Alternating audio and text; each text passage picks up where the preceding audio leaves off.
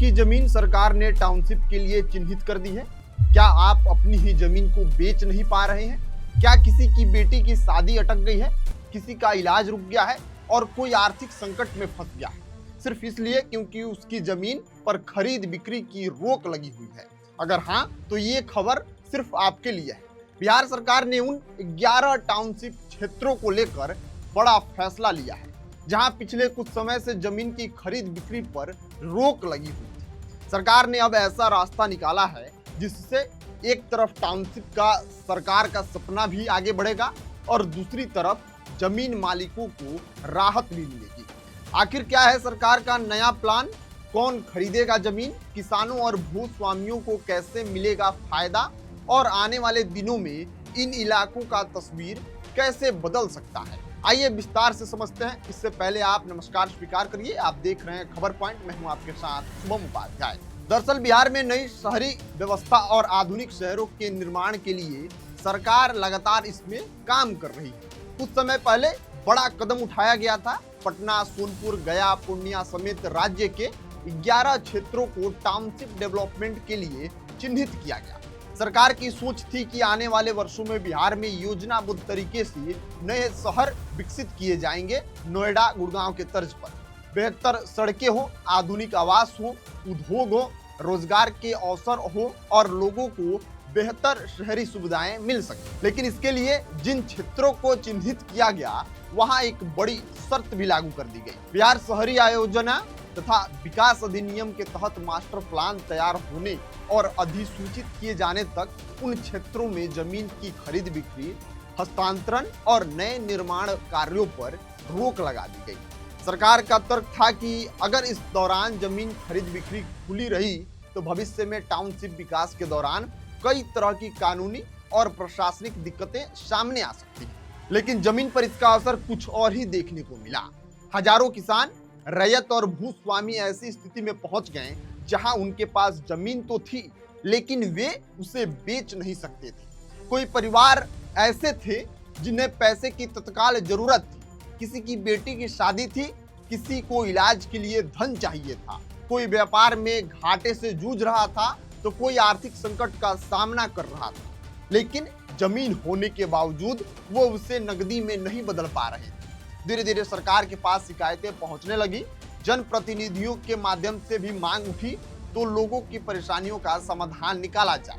इसी पृष्ठभूमि में अब सम्राट चौधरी कैबिनेट ने एक महत्वपूर्ण फैसला लिया है। सरकार ने 3 ऐसे प्रावधानों को मंजूरी दी है जिसके जरिए एक तरफ लोगों को राहत तो मिलेगी और दूसरी तरफ टाउनशिप विकास की प्रक्रिया भी आगे बढ़ सकेगी। सबसे बड़ा फैसला यह है कि बिहार राज्य आवास बोर्ड को इसी अधिसूचित क्षेत्रों की जमीन खरीदने का अधिकार दिया गया है।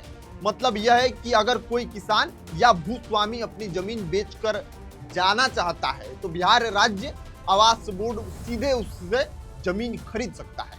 यदि खरीद बिहार रैयत भूमि क्रय नीति 2026 के नियमों के तहत की जाएगी। इस व्यवस्था से जमीन मालिकों और खरीदारों की तलाश में भटकना नहीं पड़ेगा और उन्हें अपनी जमीन का वैधानिक एवं उचित मूल्य मिलने की संभावनाएं बढ़ेगी। साथ ही राज्य सरकार ने राज्य आवास बोर्ड के पास भविष्य के आवासीय प्रोजेक्ट्स और शहरी विकास योजनाओं के लिए पर्याप्त जमीन उपलब्ध करा सकेगी। सरकार का दूसरा बड़ा फैसला उद्योग और निवेश से जुड़ा है। अगर किसी निवेशक की परियोजना को राज्य निवेश प्रोत्साहन पार्षद यानी स्टेट इन्वेस्टमेंट प्रमोशनल बोर्ड से मंजूरी मिल जाती है तो उस निवेशक को अब इन क्षेत्रों में जमीन खरीदने या लीज पर लेने की अनुमति दी जा सकेगी। सरकार का मानना है कि इससे उद्योग लाने की प्रक्रिया आसान होगी और राज्य में निवेश आकर्षित करने में मदद भी मिलेगी। सरल शब्दों में कहें तो अगर कोई कंपनी बिहार में फैक्ट्री लगाना चाहती है, रोजगार पैदा करना चाहती है और उसकी परियोजना को मंजूरी मिल चुकी है तो वह अब जमीन की उपलब्धता के लिए बड़ी बाधा नहीं बनेगी। तीसरा और सबसे महत्वपूर्ण पहलू टाउनशिप विकास से जुड़ा हुआ है।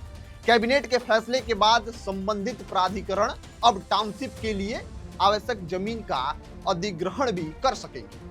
नगर विकास एवं आवास विभाग पहले यह तय करेगा कि किस क्षेत्र का उपयोग किस उद्देश्य से किया जाए, कहां आवासीय क्षेत्र बनेगा, कहां व्यावसायिक गतिविधियां बढ़ेंगी, कहां सड़कें और सार्वजनिक सुविधाएं विकसित की जाएंगी, इसका पूरा एक खाका तैयार किया जाएगा। इसके बाद जरूरत के अनुसार जमीन अधिग्रहण की प्रक्रिया शुरू की जाएगी। यानी अब टाउनशिप परियोजनाएं केवल कागजों तक सीमित नहीं रहेंगी, बल्कि जमीन पर उतरने की दिशा में भी आगे बढ़ेंगी। सरकार का दावा है कि यह फैसला विकास और जनहित के बीच संतुलन बनाने की कोशिश। एक तरफ लोगों की तत्काल जरूरतों को भी ध्यान में रखा गया है, वहीं दूसरी तरफ बिहार के भविष्य के शहरी विकास और औद्योगिक विस्तार का रास्ता भी साफ किया गया है। हालांकि आने वाले समय में सबसे बड़ा सवाल यही रहेगा कि जमीन खरीद और अधिग्रहण की प्रक्रिया कितनी पारदर्शी और निष्पक्ष रहेगी। क्या किसान और रैयतों की उनकी जमीन का उचित मुआवजा मिलेगा? क्या उद्योग के आने से स्थानीय लोगों को रोजगार मिलेगा? और क्या जिन टाउनशिप का सपना दिखाया जा रहा है वे वास्तव में आधुनिक और योजनाबद्ध तरीकों से शहर के रूप में विकसित हो पाएंगे? फिलहाल इतना जरूर है कि महीनों से जमीन खरीद बिक्री पर रोक लगी थी, अब उससे राहत मिलेगी और हजारों भूस्वामियों के लिए बिहार सरकार का यह फैसला एक बड़ी राहत बनकर सामने आया है। अब निगाहें इस बात पर होंगी कि सरकार की नई व्यवस्था जमीन पर कितनी तेजी और कितनी प्रभावशीलता के साथ लागू होती है। सरकार ने तो फैसला ले लिया है, अब देखना दिलचस्प होगा कि आखिर जो जमीन है जिसका उसको उचित मूल्य मिलता है कि नहीं। आप क्या सोचते हैं सरकार के इस फैसले के बारे में? अपनी राय प्रतिक्रिया कमेंट बॉक्स में लिखिएगा। मिलते हैं अगली वीडियो में, तब तक के लिए आप बने रहिए खबर पॉइंट के साथ।